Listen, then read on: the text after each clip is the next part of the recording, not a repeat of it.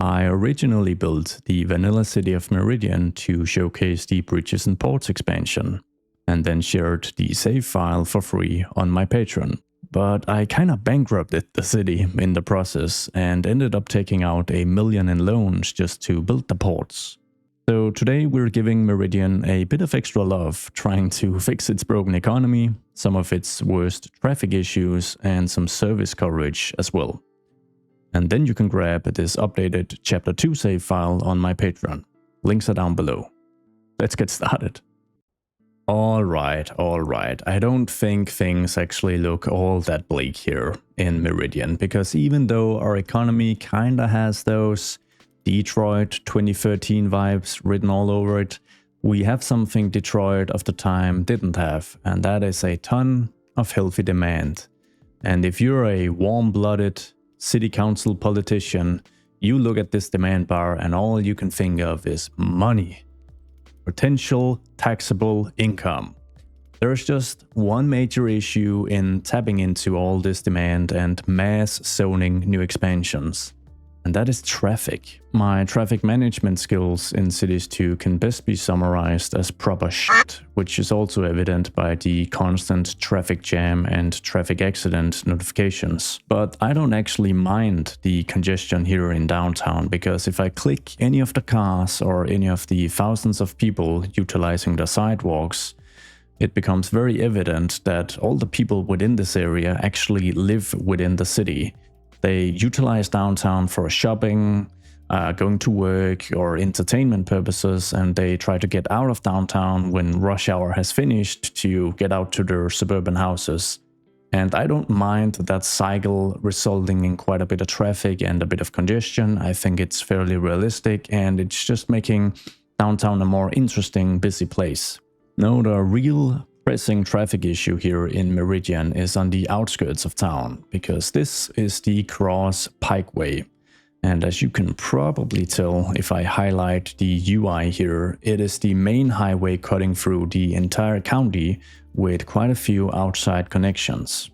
And this of course means that the Cross Pikeway not only has to handle local traffic trying to interact with all the businesses, the industry, all the residential units within Meridian, it's also handling quite a bit of dummy traffic, or traffic just moving through the county to do business in other cities. On top of that, Cross Pikeway has the main connection to the trades port of Meridian, and while the port isn't all that busy just yet, it's only going to get more active as the city starts expanding. But perhaps the most obvious issue with the frequent queues and bottlenecks on Cross Pikeway is how it is actively hindering further expansion of Meridian, because the majority of the available land that we are already paying an upkeep for is located on the other side of the Pikeway. So if we were just mass zoning out here and connecting it up to the current configuration, as soon as we hit rush hour, things would just completely explode.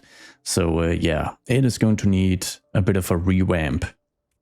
Now, the optimal achievement hunting gameplay solution here might be to just demolish the whole thing and build an 8-lane elevated highway with no at-grade crossings. But if you're a subscriber and you watch my content, you know that I mostly find it more fun, more engaging, and often a little more realistic to attempt a few band-aid fixes at first. And of course, if they don't work, I can kinda absolve myself of guilt by saying I did it in the name of realism. Either way, we're going to keep as much of the current configuration of Cross Pikeway as we possibly can, because I imagine that would be cheaper, and that would be the real band-aid solution. So let's try for a second to imagine the original thought process from the city council behind the current configuration. I do imagine the roundabouts to be a relatively recent addition. They weren't here originally. Whether you can call it a band-aid or not, not quite sure.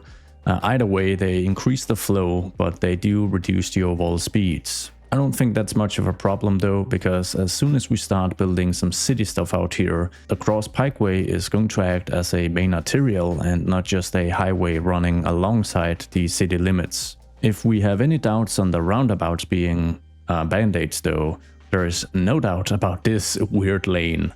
This has to have been an afterthought to allow some traffic, any traffic really to bypass one of the roundabouts so that it doesn't have to reduce speeds. So let's build upon this afterthought by doubling down on it.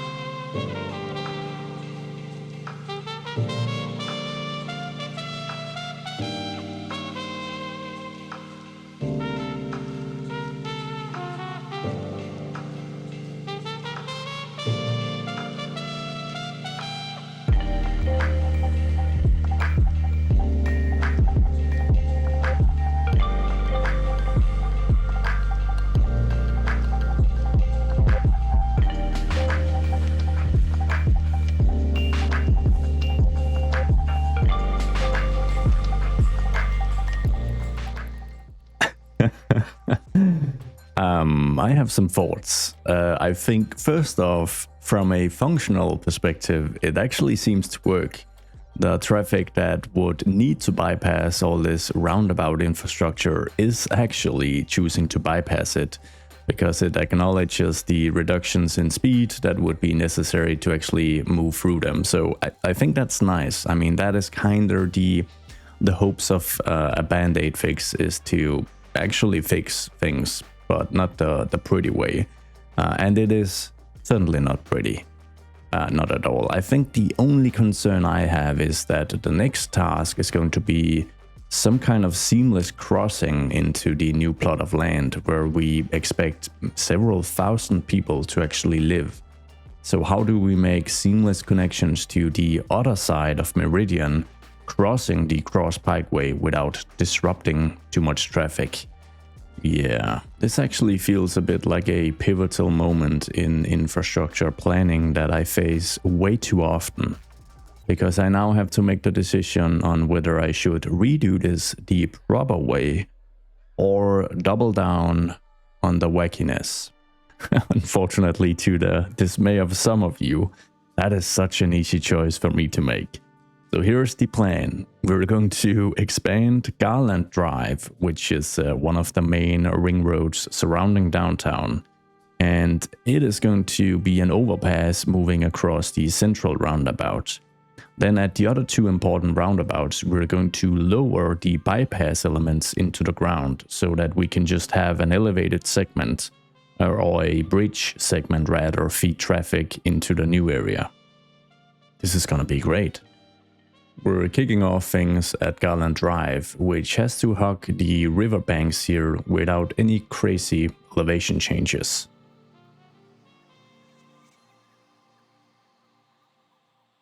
Then we'll need to elevate it by as little as possible. If 625 is enough, we'll take it. That's an 8% incline, which I think is fairly manageable. We just need to see if we can actually get across. Seems I was a little too optimistic, but 875 even allows for a much closer overpass next to the roundabout, so this should work. I would like to try and avoid having to add these massive ramps just to connect up to the point at which the overpass reaches ground level again. So we're going to have two connections. The overpass is going to see a lot of use to get across the cross pikeway, but if you're just trying to enter and exit the cross pikeway from the new suburban area, I think one way we can achieve that is by having the first layer of suburban roads hug really closely to the pikeway, and hopefully, if this is going to plan, move underneath the overpass here, and it seems like that might just about work. Just gonna quickly give that a go and see how that actually looks. Because yeah, it's easy to talk and sometimes a little harder to actually visualize it before we've tried it out. So my thinking here is to fuel this traffic directly into this street and at the same time allow traffic to get onto the pikeway. And since we're this close to the roundabout, you can technically enter the roundabout and make a left here and It's not a direct connection to this side of Meridian because you will have to move through another suburb, but it is one way to get there. I do think, however, that you just prefer to grab the overpass because now Garland Drive obviously feeds directly into downtown. With all that being said, we should probably commit to an upgrade of this road here and just make a direct at-grade connection to Garland Drive. It's meant as an arterial ring road, not an actual highway that needs high-speed traffic funneled through it at all times. So let's just commit to this upgrade and we'll just do something very simple. But of course, if we can make a high-speed connection to the Pikeway to just improve traffic efficiency, I think we should, and we have plenty of space here even without taking all this zonable land. We're going to add in a connection down here as well. Very simple stuff. Might add a few more lanes if traffic gets really bad. And yeah, to think I had like pretty simple ambitions for this video. This happens each and every time, man. Oh well, let's give the underpass idea on each end a go.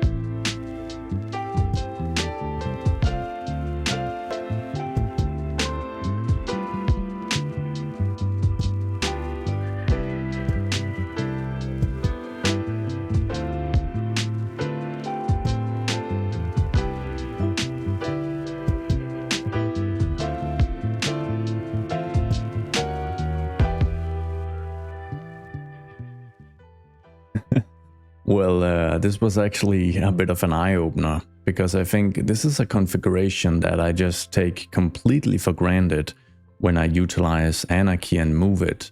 It would take like 1 or 2 minutes to build this and make sure all the elevations are perfectly smooth, and I would probably like drag out this node a little bit for the bridge to look better and all that jazz. But it honestly took me 15 minutes without those mods. I do have Move It enabled, and I did for the first episode as well, because I like it as like a backup if things get out of whack or act weird, and I was a little hesitant with some of the bridges and ports DLC stuff, all these new mechanics and these new networks. I thought I would be needing a Move It to get out of trouble, but I haven't used it yet, so I'm gonna try and keep it that way and just keep this built like a decent representation of what can be built rather quickly in vanilla. But yeah, I guess the caveat is that this took 15 minutes and it's still super wonky. Some of the elevation here, I mean, what is this? Oh man, and what is this? You can fix this without Move It by just kind of trying to redraw it and do a bit of terraforming, but I can't be bothered. This has already taken way too much time. So I'm just gonna quickly for you, I'm gonna try and do the same thing over here, but it's probably gonna be another 15 minutes. That actually only took a few minutes to my relief. The clearance here is much greater than necessary, but I think we are just gonna stick with it. I think the best way to quickly increase our revenue is to utilize some of the high density residential demand. So we're going to utilize this plot of land for just that. Basically getting as many rental properties onto the market as quickly as possible. Also, the new connections should enable for pretty high traffic volumes whenever these new residents need to reach different job centers throughout the city. We're gonna keep things really simple in terms of the road layout and allow for plenty of parking. Since we know that the Dutch-themed low-income housing is only 2 tiles deep, but up to 6 tiles wide, I'm going to use a basic pavement path to just kind of break up the zoning tile layout of this block, because it's trying to angle everything towards the main parking lot road here, and that is really not what I want. So I'm hopeful that if I just cross through here, then yeah, we've got another issue, and that is that it prioritizes zoning aligned to this street rather than this one, probably because this one is higher capacity or two-way or whatever the case. But we can get around this. We can add just yet another pavement path to just completely close off any zoning alongside this street as well as this one, which is what I want. So I'm just gonna move through here as well. And now things look just like we wanted to. I think I'm just gonna be lazy and zone all these lots because it should spawn a few different configurations, and generally this specific zoning theme just looks super generic. You can use it anywhere, which I really enjoy. I think we're going to have some on this block as well, but maybe a few high rises at the very end. We can't find that within this specific zoning theme, so instead we're gonna switch to the UK, grab the high density housing here, and then I know that 2x3 is very likely going to spawn a few high rises. So if I can have a 2x3 angling this way, one angling this way, and then another one right here, then I can kind of add a little park, maybe break it up with a few paths, and then this is going to be the Dutch themed low rent housing as well.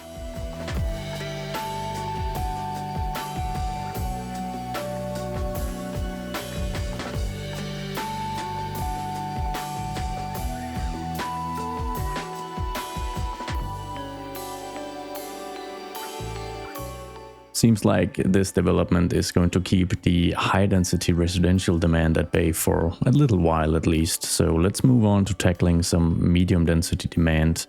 So we're just gonna move across from Garland Drive here, make sure we map out this road and go for something simple once again. So let's see if I can, that's causing a few issues, isn't it? Can I do this? Just gonna make sure I have, let's see, 5 tiles between these parking lot roads, because I'm planning on utilizing some medium density from the UK theme, which I think is just going to be 2x2 buildings. I'm pretty sure there's only like one main asset. It can level up and look more dense, or it just gets taller basically, but I'm pretty certain that it's the very same asset, which allows me to, of course, completely control how this looks. So let's move into UK, and we're gonna grab medium density. Now let's think for a second. We can do 2x2. Yes, and we're just gonna do that on either side of each of these parking lot roads, maybe down to about here. It seems like we're quickly utilizing all the stored demand we had available. So we're just going to convert this to a regular road and kind of mark this as a point where we break off to some other type of development. Could be some low density single family sprawl, since we have a full demand for that. But before we get that far, I think we're going to build a suburban strip mall with some commercial establishments. I think that would make sense, given the pretty decent population density so far around this area here. And I would like many of these people to be able to conduct local shopping, because otherwise we're just going to, traffic is just going to explode. And it definitely seems like the new patch has just resulted in, more traffic, both in terms of vehicles and pedestrians. My first thought was to just expand Garland Drive and have the strip mall around the main arterial.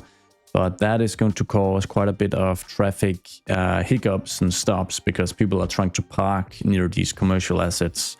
So instead, we're going to expand Garland Drive, but kind of treat that as like the main collector road. So we don't want people to stop alongside Garland Drive. We want people to just be able to utilize it as like the main collector throughout this area. And we don't want parking on it either, so we're gonna add a big fat median and some trees eventually. What we're then gonna do instead is we're going to expand Thornbury Street, and we're going to build the low density commercial strip mall alongside that street instead. And this is where things hopefully get a little interesting, because I don't usually try to use advanced zoning for commercial stuff, at least, but that's because I usually just plop whatever I need. But since we are playing vanilla and we're definitely trying to utilize clever zoning for all the residential stuff, we might as well give it a go in terms of this strip mall to create a specific look.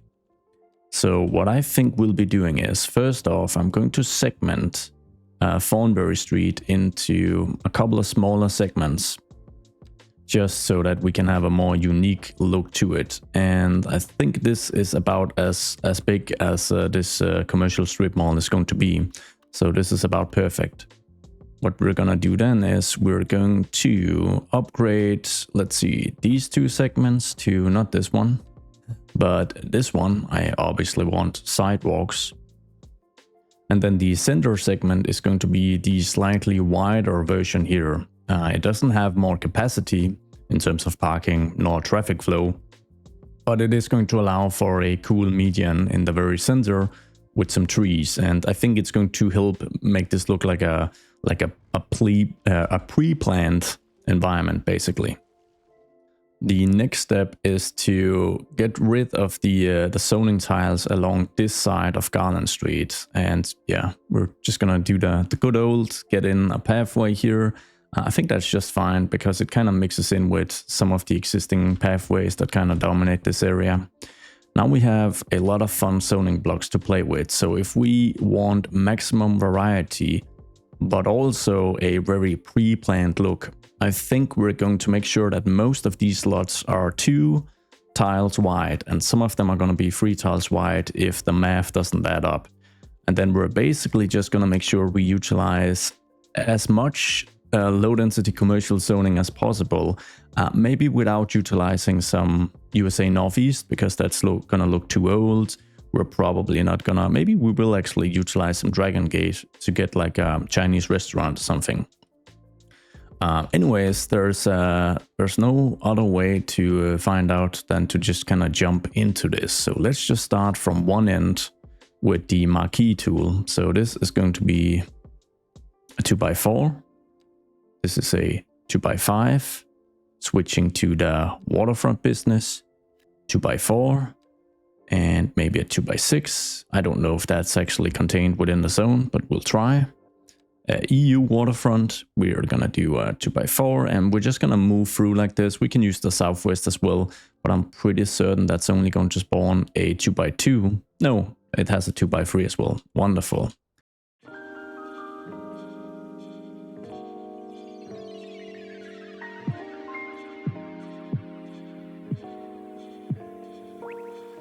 Now that everything is starting to develop, I think we can advance this plan a little bit by getting, let's see if I can get this to work, by getting some back roads added in here. Let's see how deep we can go. If I add this, oh, it's going to, what? Is something growing here? Oh, it's growing alongside the alley. I don't want that either way. So let's just move through here and get this all created. Just like that. We're gonna move up here and we're gonna do the same.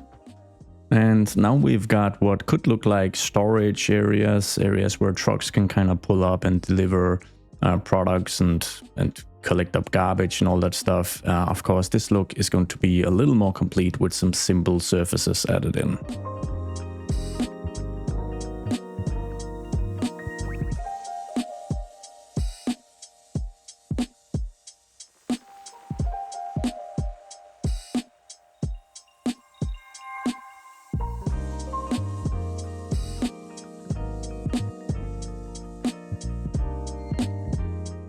Okay, so I would love to say I planned for this to be super functional, but I didn't. But this oil truck actually did utilize this back alley here to make it strip, and there's a delivery van up here kind of doing the same. So I guess it's actually slightly functional if some of these commercial establishments allow for a vehicle connection to this lane, which is pretty cool.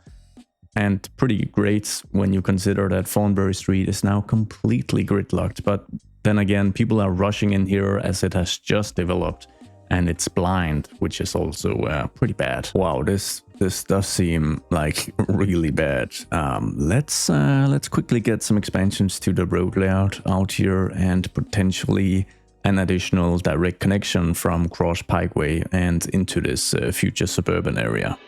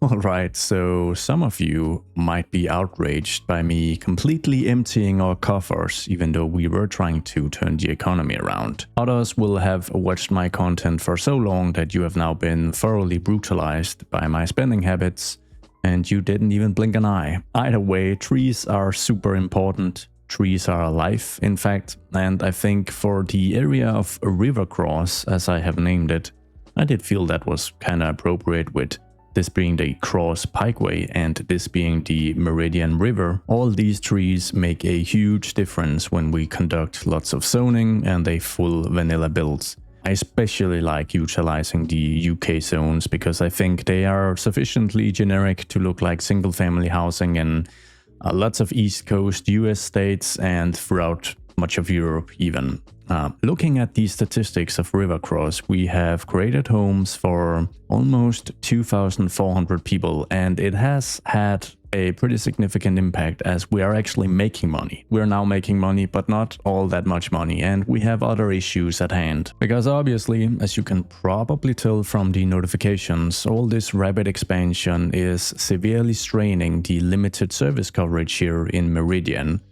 One issue being a high crime risk in River Cross, as well as unreliable healthcare coverage and unreliable internet service. And the simple fact is that our current institutions are under too much pressure.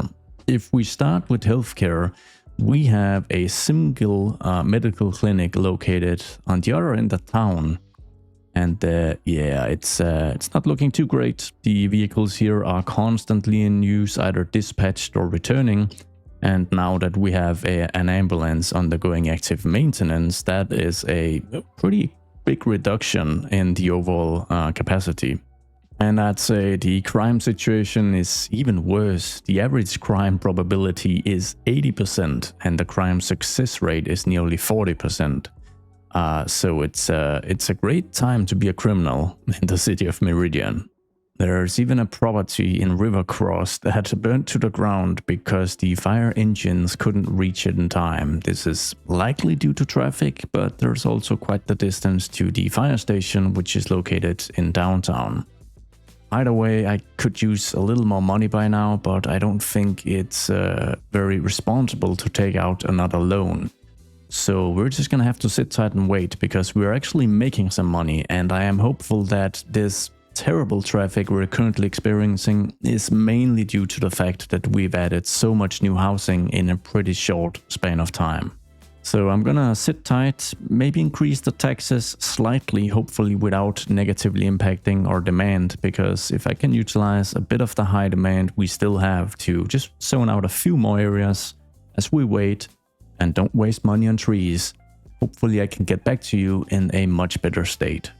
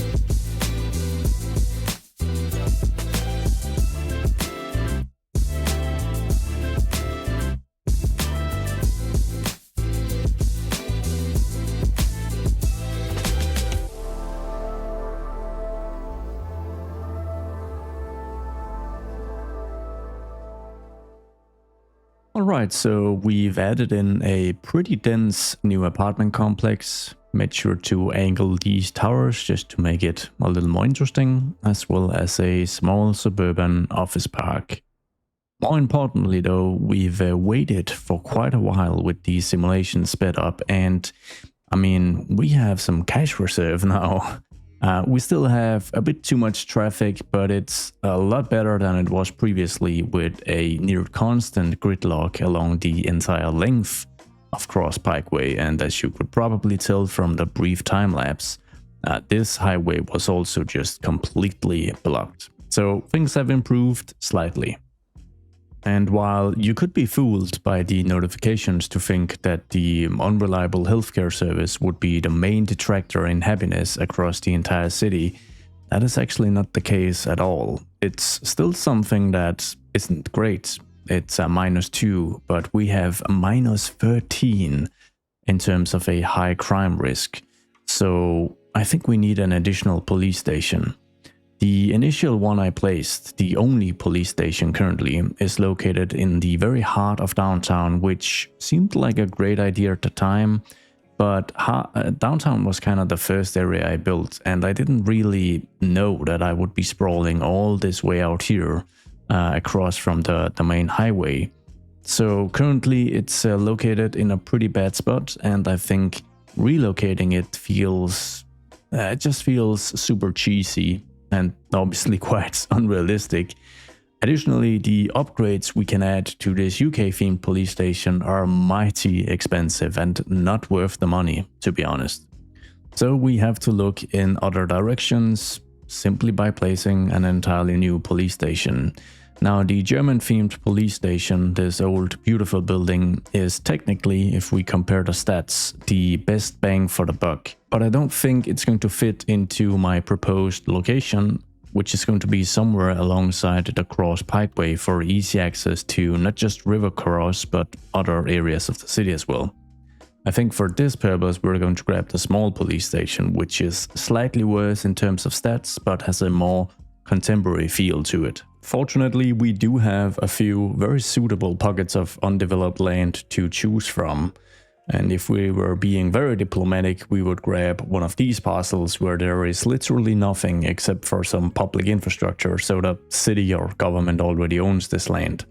But I think for good measure, we're going to eminent domain this useless farm field here. At a very quick road layout, we might even get away with just having a single road connect this highway to the to Garland Drive, where we already have an intersection point up here. And I don't think an additional one here is going to cause all that much issue. This should allow for the police cars, the cruisers to very quickly get to pretty much any part of the city. That's technically not true due to the amount of traffic, of course, but I think it's as good as it's gonna get. We're still waiting for the traffic to magically disappear with time. Yeah, I'm starting to look like a fool here if it doesn't, but then I'm just gonna blame the new patch. I think we're going to add the station to this corner right here. Then we have ample space for future expansion if that's gonna be necessary. For an additional small medical clinic, I don't think we're going to utilize this plot of land for that, because the initial police station is in the heart of downtown, but the initial and only medical clinic, this UK medical practice, is on the far end of town. So I think to kind of spread out the service coverage a little better, I am considering placing the clinic within Rivercross. We have to acknowledge that this district alone accounts for like 20% or so of the total population, and it's probably only going to grow in the future. And I do think we have a pretty suitable location right on this corner here, so let's just get rid of this pavement path and have a look at our options. So we have the small medical clinic with a 25 patient capacity, 3 ambulances at 30,000 bucks up front. The Netherlands themed one, which is cheaper upfront but has a potentially much higher upkeep cost, so there's more employees here. And then we could also place the modern medical clinic, which is has a much higher patient capacity, more ambulances, a higher upkeep cost, but is also more expensive upfront. This one is probably a little oversized for this location, so I think we're gonna go boring and just grab the vanilla small medical clinic. I am trying to make some sound financial choices here. Let's just get it placed on this corner. I've just paused because it's actually pretty interesting to see the mechanics at play when you place down a service building or any other very functional building. The first thing that happened is that it spawned a delivery van, which is on a buying trip, and it's going to a pharmacy located within the transport of Meridian. So this is like a really cool showcase of the intricacies and how interactive the simulation is, even though at times I don't understand any of it. Anyways, it's a fun little thing. I also do imagine that any and all ambulances will be dispatched pretty early on, given the current health crisis. And just the way that they have like designated parking and will dispatch from that and return is just, it's so cool. It just feels really interactive. There's a bit of an interesting gameplay loop here in Meridian. So it kind of goes like this: add in a new road or a new development, see traffic shift to create new bottlenecks at locations where there weren't previously all that much in terms of issue, move in and upgrade with more lanes.